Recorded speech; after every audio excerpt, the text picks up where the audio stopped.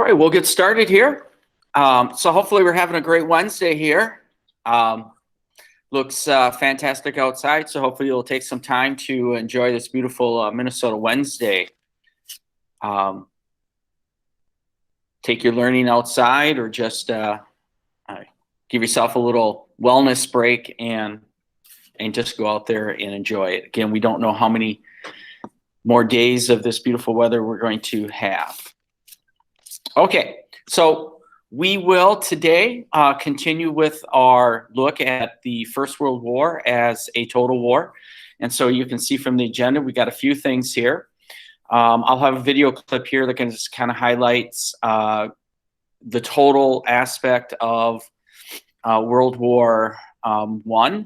And that would be in terms of the technology piece with it, and then how the technology has changed the fighting as well as the nature of the war, and stalemate appears on many of the fronts, and so it's going to kind of highlight that piece there, and then just get us to talk a little bit about technology, and so we'll do that in breakout rooms, and then give you some time to work on the total war activity for the second part of the class.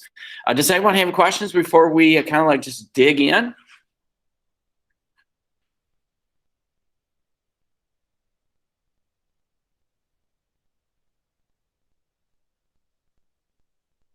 Okay.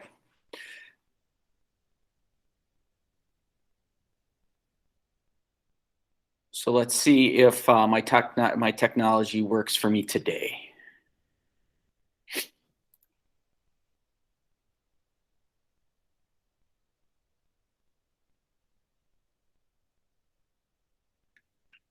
All right, that's a good sign.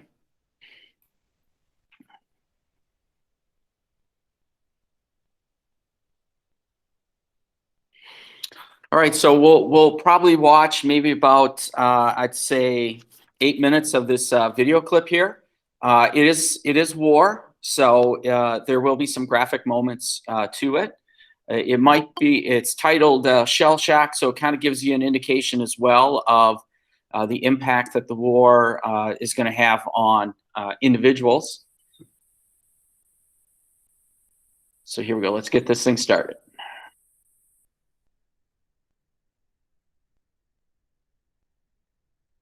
By Christmas 1914, the armies of Europe had completely bogged down, and fighting had spread to Russia, Africa, and the Middle East. The empires drew on their colonies for manpower.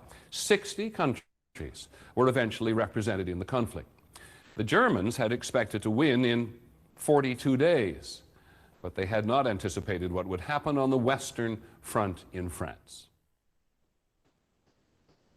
On the Western Front, the German assault had finally failed, and soldiers on both sides had raced to dig an elaborate trench system that stretched for 300 miles from the English Channel all the way to Switzerland.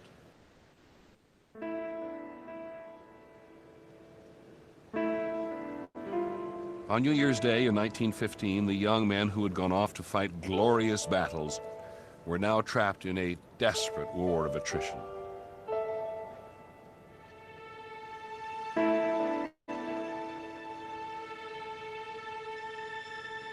Someone said to us excitedly, "Jack Smith." I said, "What about him?" "He's dead, he's been shot. The first one of the battalion to be shot." I said, "What?" "Yes, he's dead, he's been shot. He put his head too far over and a sniper got him." And that caused a bit of a sensation amongst the lads. They thought, well, this is not exactly what we come for kind of business.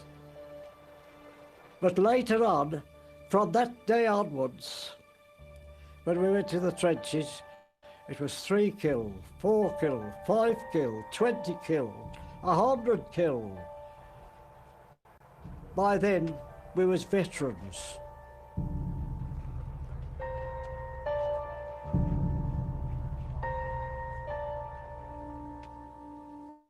A young American poet, Alan Seeger, was among those looking for adventure when he joined the Foreign Legion to fight for France. His diary reveals how seldom he found it. It's a miserable life, shivering in these wretched holes in the dirt. We're not leading the life of men at all, but that of animals, living in our holes in the ground, and only showing our heads outside to fight and to feed.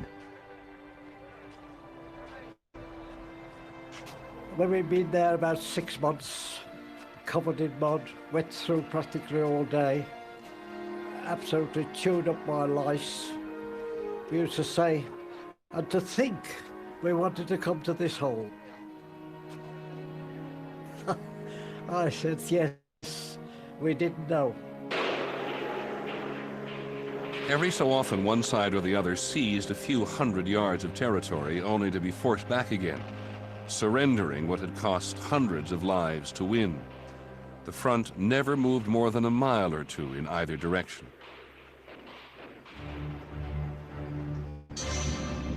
By the spring of 1915, the generals had concluded that the best way out of the stalemate was to blast the enemy out of their trenches.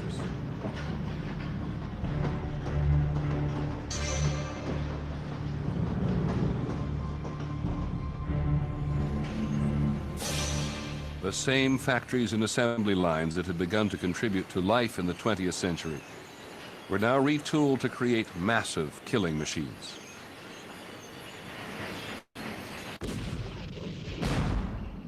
This was the industrialization of war.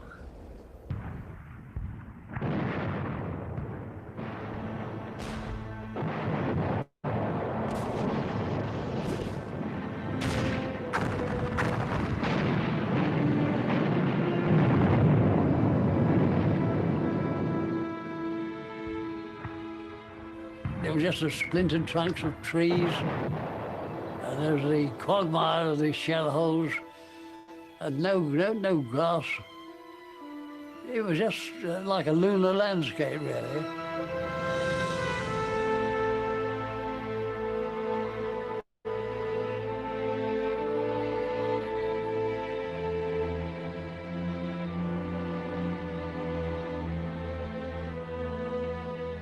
At night, the rats, they grew to enormous sizes, feeding on the corpses there. It was impossible to get the dead buried. We put dead bodies in the bottom of the trench so that we could stand on them to keep dry. And on some occasion, dead bodies was put on the top of the trench to make it higher, so that we could walk a bit better instead of crouching. And contributing to the stalemate were new weapons. By now, the machine gun had been perfected to the point that a single soldier could command as much firepower as 40 riflemen.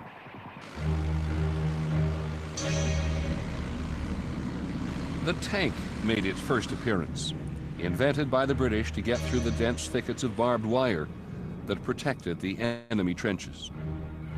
And in April 1915, the Germans introduced the most terrifying weapon of all, poison gas. No one had ever seen it before. This is the moment when chemical warfare was invented. It scared the living daylights out of the Canadian troops that were hit by it.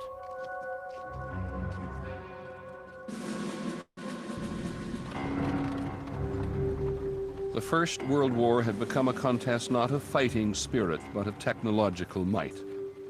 And for the soldiers caught in the middle of it, there was no way forward and no way back.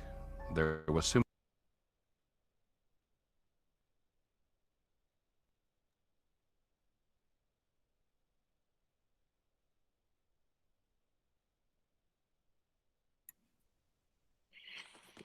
Okay. Does anyone have any reactions or takeaways just from that little clip here about technology in the First World War?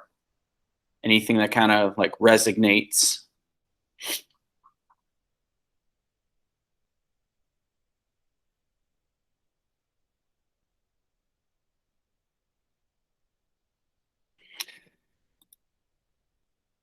Now, a couple things, in terms of, I think when the one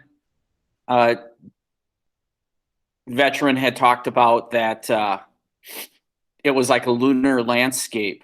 I think of the movie 1917 that came out recently, and the beginning of the movie, as it's unfolding, you could definitely see on the Western Front that lunar landscape. Magnificent countryside just destroyed by the technology here.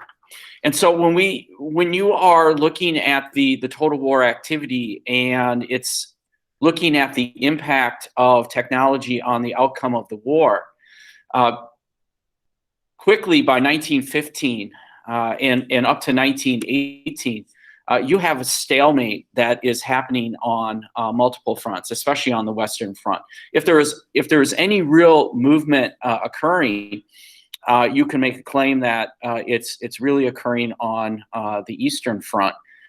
And I know it's fashionable to pick on the Russians as not being as mobilized, but I think as the Austrian-Hungarian Empire found out, the Russians did do a industrialization, a modernization of their military and of their infrastructure from the Russo-Japanese War that occurred 1904 and 1905 to this point. And so it kind of caught them off guard. So if we want to see some good movement, you have to look at the Eastern Front as a possibility for that. So another thing that was brought up was in terms of the creation of the gas. All right, and that's what I want us to do in our breakout rooms that is going to be created here. And what we're going to look at in a moment here when we get into our breakout room. And you should have seen in the chat kind of a link to a Google form, but then you could also find this Google form in the current folder. Week 2 is there as well, and it's labeled technology. And in this war, just like in the Second World War, you're going to have some new technology that is really going to perhaps challenge the moral fabric of society, perhaps maybe even ethics. In the First World War, that's going to be gas. In the Second World War, you could probably make a claim about the development of the atomic weapon here. And so the German lead scientist here, his name is Fritz Haber. And on that side, you got a picture of Fritz and what he looks like. And a historian is throwing this idea out about Fritz Haber here. We should misjudge this scientist, Fritz Haber, seriously, if we to judge him only by his harvest. All right, and so you think of what is meant by harvest. The stimulation of research and the advancement of young scholars become ever more important to him than his own achievements. Richard Will Stader. All right, and so to what extent do you agree with Will Stader in terms of Haber's work with chemical weapons? All right, and the chemical that was first used 1915 at the Battle of Ypres, which I believe is actually in Belgium, and it was used against the Canadians. And it caught everyone, on the Canadian side kind of off guard what was happening here. So in your breakout room, your group is to respond to the prompt by filling out the form. And only one person should fill out this form, and everyone's name should appear on it. But only one person really needs to fill out the form. And I know there'll probably be a range of thoughts on it. And it's okay to put all those different thoughts down as your response. Because, again, we bring to the table a variety of backgrounds and frames of thinking, which is okay. And you'll have 10 minutes. So I'm going to give you some good time to really think about it. All right. Is there any questions, what I'm asking for you to do in the breakout room? I'll create these in a moment. Any questions?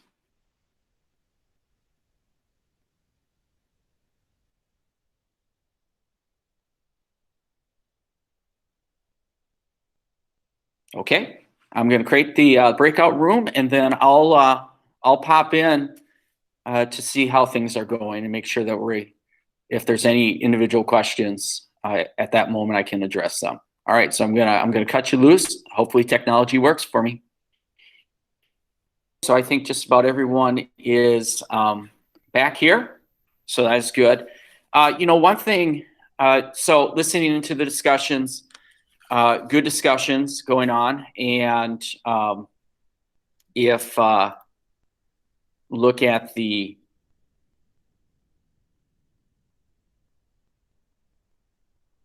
if I break down here now and look at the different responses here, there's again a lot of good discussions. And do we see this screen? No. We do not see my screen. I don't see it. No, I do not. Okay, just all right. So let's give this a shot here.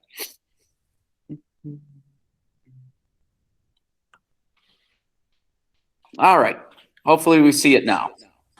Yes. All right. Awesome. All right. And so looking at this, that quote,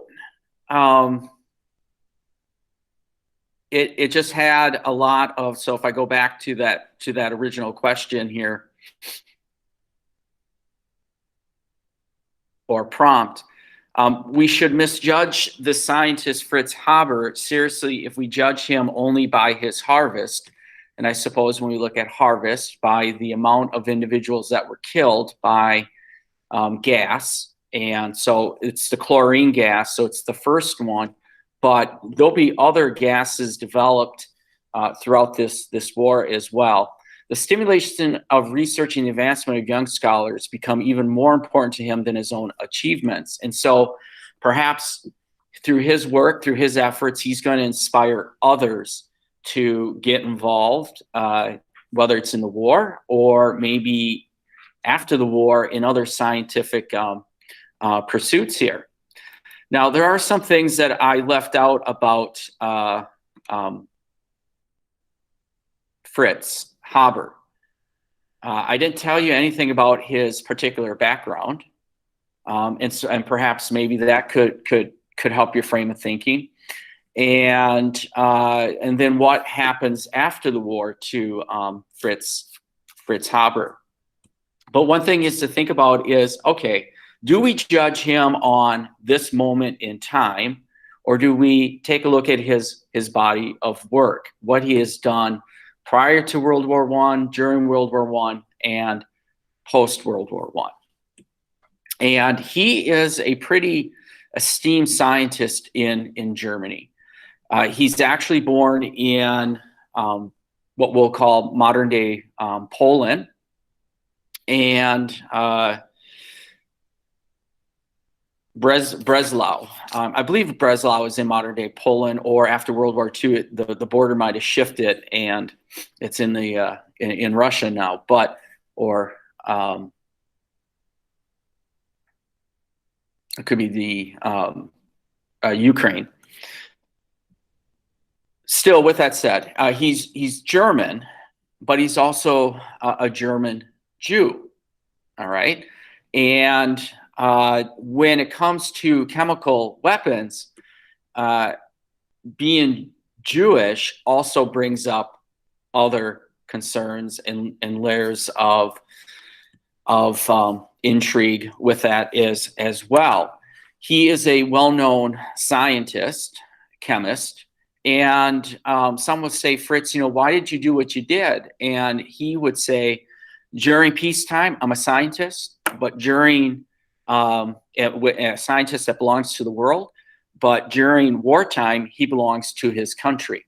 So he views himself in World War I as a German, and he is going to do what is necessary to help Germany. He has this idea of a chemical weapon, and he even shared this idea with a good friend of his. And his good friend happens to be Albert Einstein. Okay? I think we probably all know who Albert Einstein is. And Albert Einstein, remember, his letter to Franklin D. Roosevelt is going to be kind of the catalyst to get the Manhattan Project started during the Second World War. And what does the Manhattan Project create? Does anyone know? Throw in the chat or verbalize it. The atomic bomb. Yeah, absolutely. It's the atomic bomb. It's amazing. I got historical goosebumps right now. Think of all the different connections here, what's happening between the First and the Second World War and all this science stuff. And Albert Einstein is telling Fritz, don't do this. This is not a good thing. The path that you are going down and the precedent that you're setting, but Fritz Haber firmly believes in it, and he does recruit a bunch of young scientists to be part of the science corps in the German military. And because of the success of the weapon, he's going to earn an Iron Cross, which he puts it on his uniform, his military uniform, a scientist in a military uniform. And so, I mean, he's pretty darn proud of what he has done and has accomplished. What is also interesting is he's to help developing the chemical weapon, but he's also helped developing the face mask to help filter out the harmful chemicals as well, because both sides are going to engage in chemical weapons after this moment. So a lot of things that go to play there. He also is going to achieve a Nobel Prize in chemistry in 1918 and is given to him in 1919.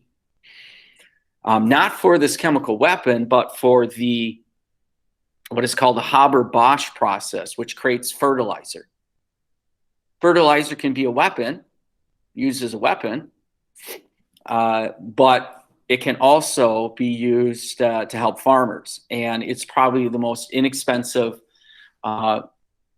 fertilizer that is still being used today to help produce crops. All right. So again, going back to that statement by this historian, do you judge him on the weapon or do you look at his body of work? Here is an esteemed scientist. Okay. Would any of that information change your thought about Fritz Haber? Or no way, man. Let's break out the historical chainsaw and let's start rip. What do we think? I think he was a very interesting character. Okay. Yeah, he is. He is a very interesting character. And I think there with Fritz, there's probably a lot of dilemma with what he's doing. He's uncertain, but he still goes ahead and he does it. And he feels pretty darn satisfied with what happens.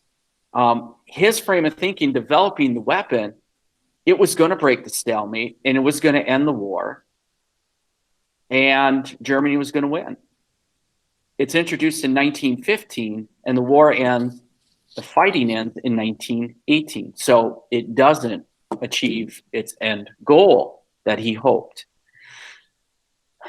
All right. The unfortunate thing for Fritz Haber here, and this is my final thought on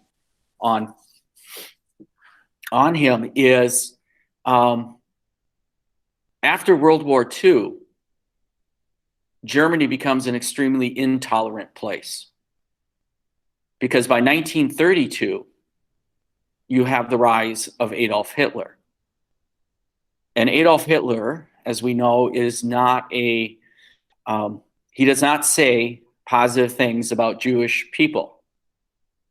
And so Fritz Haber finds himself in a nation that now really despises him. And by 1933, he will flee Germany because he's Jewish, and he goes to Switzerland. He flees Germany because he realizes, as well as Albert Einstein realizes, this is not going to be a place for anyone who is Jewish, and laws are beginning to change. And unfortunately for Fritz Haber is that he does die in exile. He suffers I want to say a stroke, and he dies in Switzerland in 1934. However, his efforts on chemical weapons also is used by the Nazis to find what we call the final solution: the use of chemical weapons, gas, in the extermination of Jews. So, again, if we look at the totality of what he has done, and there are some unforeseen things that he has done that perhaps maybe he did not realize, there is that tragic element to Fritz Haber and his research and the impact that it does have. And so in the Second World War, his research becomes even deadlier with that final solution piece. All right, there we go. Fritz Haber, technology, and the impacts that it has. Okay, so with that,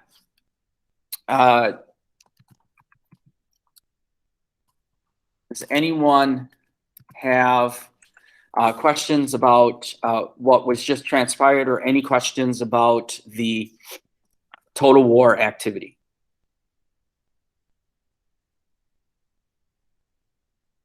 All right. I'm going to end it there. I will tell you that tomorrow we will not have a live Google Meet. I'm going to give you the time to work on, for you to work on the total war activity. I will, though, leave the Google Meet open just in case you want to pop in tomorrow to ask questions about the activity or about anything that we have done. But just know that tomorrow you do not have to worry about popping into a live Google Meet, because we won't have it. I'm going to give that as a work day for you. Okay? So with that, I thank you for your efforts today, and you have a great day.